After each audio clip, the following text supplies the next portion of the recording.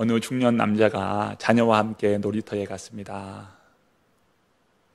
아이들이 놀이터에서 놀고 자녀가 놀이터에서 노는데 그 놀이터가 형편이 없었습니다. 좀 건사한 그런 놀이터는 없을까, 이런 생각을 가지게 되었습니다. 자연과 과학이 어우러지고 아이들이 놀면서 꿈을 꾸는 그런 놀이터는 없을까 생각한 것입니다. 그는 그러한 꿈을 꾸고 실행에 옮깁니다. 점차 공원을 만들어 갑니다. 그래서 그곳은 공원이 되었습니다. 그리고 아이들이 정말 신나면서 꿈꾸는 그런 놀이터가 되었습니다. 디즈니랜드입니다. 월트 디즈니가 이러한 꿈을 꾸고 그리고 그 꿈을 실행에 옮기면서 마침내 우리가 잘 아는 이 디즈니랜드가 된 것입니다. 믿음은 무엇입니까? 믿음은 꿈꾸고 소망할 때 그 믿음의 그 꿈이 반드시 이루어진다는 것입니다. 오늘 본문 1절부터 3절의 말씀을 함께 보십니다. 함께 읽습니다. 믿음은 바라는 것들의 실상이요 보이지 않는 것들의 증거니 선진들이 이로써 증거를 얻었느니라. 믿음으로 모든 세계가 하나님의 말씀으로 지어진 줄을 우리가 아나니 보이는 것은 나타난 것으로 말미암아 된 것이 아니니라. 히브리서 11장을 가리켜서 믿음장이라고 말합니다. 믿음에 대한 정의를 베풀면서 믿음으로 산 사람들의 이야기를 그리고 있습니다. 믿음은 무엇입니까? 오늘 1절에서 그 정의를 내리고 있습니다. 믿음은 바라는 것들의 실상이요 보이지 않는 것들의 증거라 말씀합니다. 믿음의 사람은 그 믿음으로 마치 그 믿음이 오늘 내게 이루어진 것처럼 꿈꾸는 사람이라는 거예요. 믿음의 꿈을 꾸었더니 그것이 실상이 되더라. 그 실상으로 말미암아 믿음이 증거가 되더라는 거예요. 믿음의 세계 안에서 하나님께서 어떻게 모든 만물을 창조하셨는지 하나님의 그 창조 세계, 그 창조의 손길을 경험하게 됩니다. 오늘 본문 3절은 이렇게 우리에게 말씀하죠. 3절 다시 한번 보십시오. 믿음으로 모든 세계가 하나님의 말씀으로 지어진 줄을 우리가 아나니 보이는 것은 나타난 것으로 말미암아 된 것이 아니니라. 이 세상은 우연히 된 것이 아니라 누군가의 디자인되었다는 겁니다. 누가 디자인하셨어요? 바로 하나님께서 디자인하셨습니다. 모든 물체는 중력을 가지고 있고 그 중력에 의하여서 이 모든 세계가 그 중력에 의하여 영향을 받습니다. 그런데요, 이 모든 천체는요, 공중에 둥둥 떠 있어요. 태양도 공중에 둥둥 떠 있고 지구도 달도 다 공중에 떠 있어요. 그런데 이 모든 것이 질서 있게 움직이고 있습니다.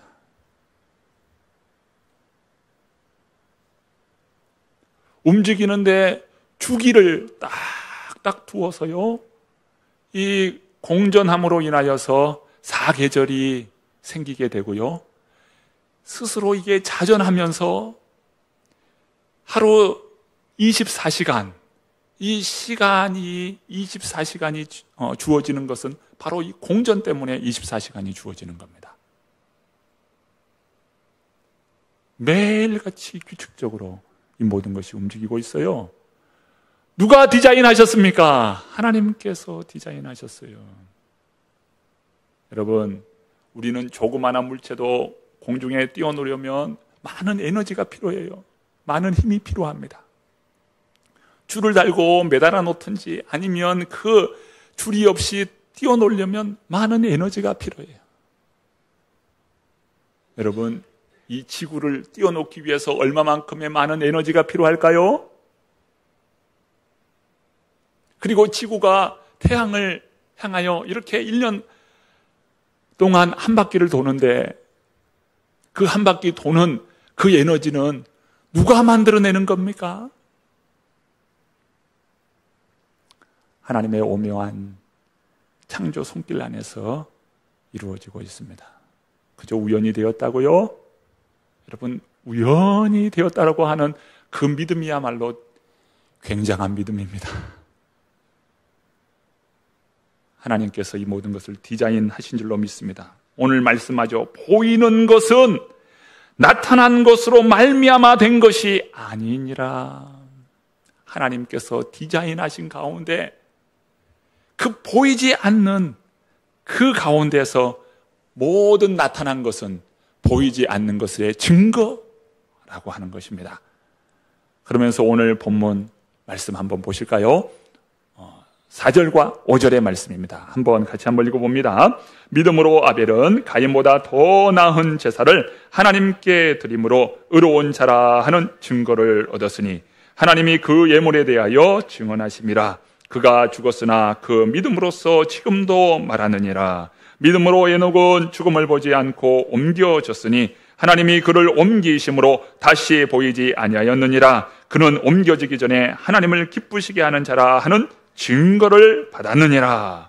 믿음으로 아벨은 정성스럽게 하나님 앞에 예배 드림으로 하나님께서 그의 믿음을 인정해 주셨어요.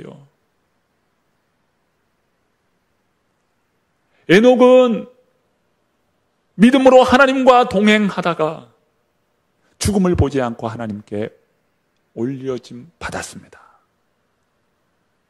노아는 어떠합니까? 노아는 120년 동안 방주를 짓고 온 가족을 구원하는 데에 그는 모든 것을 믿음으로 하였다는 것이에요.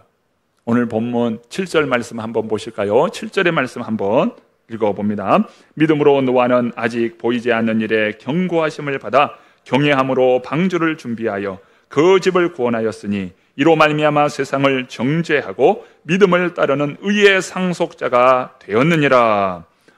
노아는요, 맑은 날 홍수가 일어날 거라는 거예요. 그것도 무시무시한 홍수가 일어날 것이라는 겁니다.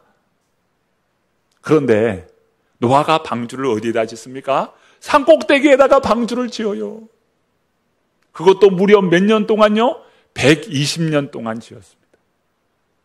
사람들은 얼마나 비웃었을까요? 얼마나 놀렸을까요?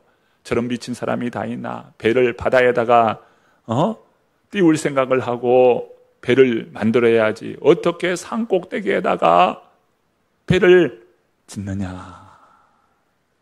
얼마나 놀리고 얼마나 조롱했겠어요. 그런데 노아는 그런 속에서 믿음을 지키고 마침내 홍수가 일어날 때 온 가족을 구원했단 말이에요. 믿음의 조상 아브라함도 어디를 가야 할지 알 바를 알지 못했습니다. 하나님께서 말씀합니다. 너는 너의 본토 친척 아버지 집을 떠나라. 그 말씀에 순종하였어요. 그리고 하나님께서 그에게 꿈을 주십니다. 하늘의 별처럼 땅의 모래알처럼 너의 자손을 이렇게 일으키리라. 아브라함이 그것을 믿으니 하나님께서 그를 보시고 그를 의로 여기시니라. 창세기 15장 6절에 말씀하시죠. 이러한 증거를 통해서 마침내 아브라함은 이삭을 얻고 믿음의 조상이 됩니다. 믿음은 아직 얻지 못한 것을 이미 소유한 것처럼 확신하는 것이에요. 그리고 확신한 자에게는 바라는 것의 실상이 된다는 것입니다. 여러분, 믿음은요, 종달새 알 속에서 종달새 소리를 듣는 것이다. 이런 말이 있습니다.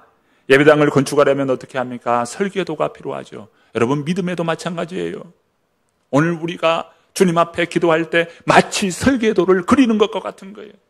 설계도 안에 뭐가 있어요? 아, 여기에는 방이 있지. 설계도 안에 뭐가 있어요? 아, 여기에는 거실이 있지. 설계도를 보면서, 설계도를 그리면서 여기에는 방이 있어. 여기에는 거실이 있어.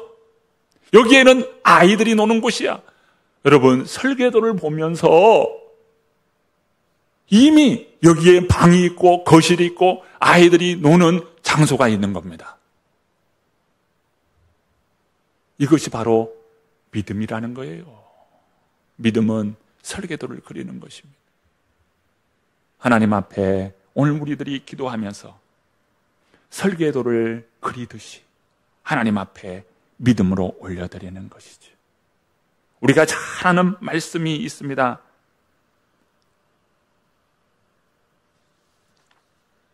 예레미야 33장 2절과 3절의 말씀인데요.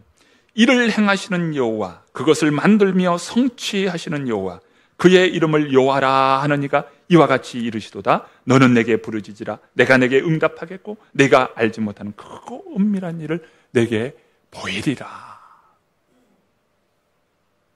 여러분, 믿음에는 성취가 있어요. 믿음에는 반드시 증거가 있다는 것입니다. 그래서 기독교는요, 믿음의 종교예요.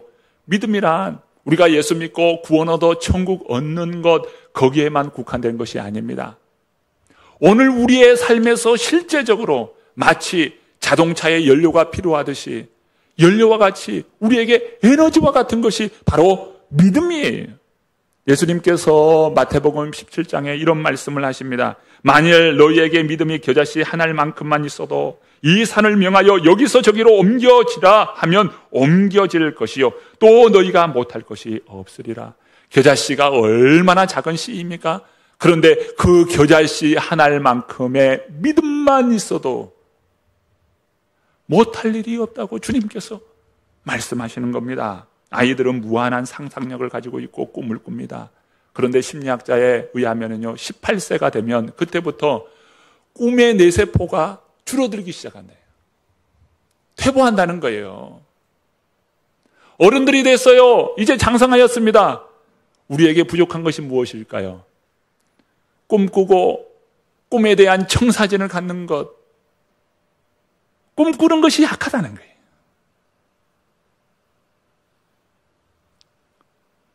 그래서 우리가 기도해야 할 것이 있는데, 하나님, 이 꿈 활동, 꿈의 이 세포가 활발히 움직이도록 하나님 도와주시옵소서. 믿음으로 꿈을 잃지 않게 해주옵소서. 꿈꾸는 자가 되게 하여 주옵소서. 오늘 우리들이 이 꿈에 대하여 기도해야 되는 것이죠. 왜요? 꿈은 미래의 청산이기 때문이에요. 앞으로 우리가 어떻게 됩니까? 여러분, 꿈꾸는 대로 되는 거예요. 그러니까 꿈꾸는 것은 미래의 청사진이에요. 아, 저 사람이 저런 꿈을 꾸구나. 아, 저렇게 되겠구나. 이게 꿈인 것이죠. 성공하는 사람은 삶에 목표가 있고 비전이 있다고 했어요. 그래서 그 꿈과 그 비전을 향해서 앞으로 나아가고 또 전진해 나간다라고 말합니다. 이 이야기를 누가 했냐면요, 그 유명한 리더십의 전문가인 존 맥스웰이라고 하는 사람이 이런 이야기를 한 것입니다. 오늘 나의 생각을 바꾸고 변화시킵니까? 그 바뀌고 변화된 그 생각이 오늘 우리 인생이 어떻게 될지를, 그 변화와 그 꿈 속에, 그 생각 속에서 오늘 우리 인생이 바뀐다는 것이에요. 오늘 우리에게 주신 말씀을 보십시오. 오늘 본문 6절의 말씀입니다. 읽어봅니다. 믿음이 없이는 하나님을 기쁘시게 하지 못하나니 하나님께 나아가는 자는 반드시 그가 계신 것과 또한 그가 자기를 찾는 자들에게 상 주시는 이심을 믿어야 할지니라. 하나님을 기쁘시게 하는 사람은 어떤 사람입니까? 믿음의 사람이에요. 믿음이 없이는 하나님을 기쁘시게 하지 못하나니, 하나님을 기쁘시게 하는 사람은 믿음의 사람입니다. 그러니까 믿음의 사람을 보시면서 하나님은 기뻐하셔요. 이 믿음의 사람은 어떠합니까? 하나님이 계신다. 하나님이 계신다. 그 계신다는 믿음, 계신다는 확신을 가지고 있습니다. 그리고 그러한 자에게 하나님이 무엇을 주신다는 거예요? 상 주시는 이심을 믿어야 할지니라.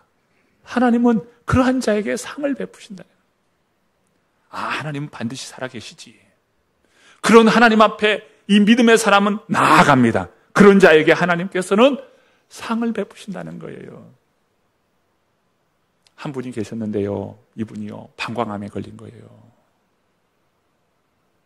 방광암이라는 소리를 듣고 이 사람은요, 그만 마음에 낙심이 왔어요. 막 절망하게 됩니다. 아, 내가 여기서 끝이구나. 끝났구나. 막 절망감에 마음을 주체를 못하는 거예요. 손이 떨리고 발이 떨리는 겁니다. 그런데 어느 날 하나님의 말씀이 그 심령을 붙드는 거예요. 마가복음 11장에 그러므로 내가 너희에게 말하노니 무엇이든지 기도하고 구하는 것은 받은 줄로 믿으라. 그리하면 너희에게 그대로 되리라. 말씀이 나를 붙잡는 거예요. 내가 말씀을 붙잡는 것이 아니라 그 말씀이 나를 붙잡는 것을 경험하였습니다. 그러면서 이 마음에 확신이 생기는데 나는 반드시 고침받는다. 기도하면 하나님께서 들어주시고 나는 고침받는다 라고 하는 그러한 생각이 마치 영상처럼 머리에 막 그려지기 시작하는 거예요. 하루에도 수백 번 하나님께서 이 뇌세포를 수백 번 막 마치 영상처럼 머리에 막 박히는 거예요. 어떻게 되었을까요? 수개월이 지난 이후에 그 암세포가 깨끗이 사라지는 것을 그가 경험하였어요. 완전히 건강을 되찾았습니다. 여러분, 불타는 소원이 있습니까? 믿음으로 주님 앞에 기도할 수 있기를 바랍니다. 일제치하의 캄캄한 그런 인생 속에 사는 이러한 분이 있었어요. 할아버지 장로님의 영향을 받으면서 그는 성장했습니다. 그는요, 독립운동을 하고 신사참배를 거부했어요. 젊은 나이에 많은 시를 쓰면서 저항 시인으로 유명하기도 했습니다. 누구의 이야기일까요? 시인 윤동주에 대한 이야기입니다. 그의 유명한 시집이 있죠. 하늘과 바람과 별과 시. 그게 유명한 시집 아닙니까? 그 중에 많은 사람들이 읽고 또 읽히는 시가 있어요. 별 해는 밤이라고 하는 시입니다. 이 시는 이렇게 시작을 해요. 계절이 지나가는 하늘에는 가을로 가득 차 있습니다. 나는 아무 걱정도 없이 가을 속의 별들을 다 헤일 듯 합니다. 가슴 속에 하나둘 새겨지는 별을 이제 다 못 해는 것은 쉬이 아침이 오는 까닭이요, 내일 밤이 남은 까닭이요, 아직 나의 청춘이 다하지 않은 까닭입니다. 그러면서 마지막 연은 이렇게 끝납니다. 나는 무엇인지 그리워 이 많은 별빛이 내린 언덕 위에 내 이름자를 써보고 흙으로 덮어버리었습니다. 나는 밤을 새워 우는 벌레는 부끄러운 이름을 슬퍼하는 까닭입니다. 그러나 겨울이 지나고 나의 곁에는 봄이 오면 무덤 위에 파란 잔디가 피어나듯이 내 이름자 묻힌 언덕 위에도 자랑처럼 풀이 무성할 거예다. 윤동주는요, 역사의 어두움 가운데 있는 이 민족을 바라보면서 지금은 겨울이지만 마침내 겨울이 지나고 봄이 되면 새싹이 파릇파릇 이렇게 돋아나듯 나의 이름도 지워진 그 언덕에, 그 땅에 새싹이 돋아나게 될 것을 노래합니다. 무엇입니까? 조국의 광복을 간절히 고대하는 시인의 고백인 것입니다. 마침내 조국의 광복이 왔잖아요. 조국의 광복은요, 하나님께서 우리에게 주신 선물이었습니다. 일제가요, 1945년 그 해를 지내면서 그 자신의 나라 일본이 패망하게 될 것을 그들은 알았습니다. 패망하면서 그냥 패망하나요? 이 조선 대한민국을요 말살하고 그들이 패망해야 되겠다는 그런 계획을 세웠습니다. 그래서 민족의 지도자를 비롯해서 민족의 유력한 사람들 20만 명을 그 명단을 가지고 있었습니다. 독일이요 유태인을 600만 명을 죽였어요. 학살하고 죽였습니다. 어떻게 죽였나요? 독가스를 이용해 가지고 죽였잖아요. 일제도요 우리 민족 20만 명을 유력한 자 20만 명을 죽이고 그들이 그냥 패망하고 마는 것이 아니라 우리 대한민국 이 나라를요 완전 말살시킬 계획을 가지고 그렇게 했어요. 그 날짜가 언제인 줄 아십니까? 8월 17일이요. 대학살의 날짜 8월 17일을 두고 있었습니다. 그런데 독립이 8월 15일에 독립이 된 겁니다.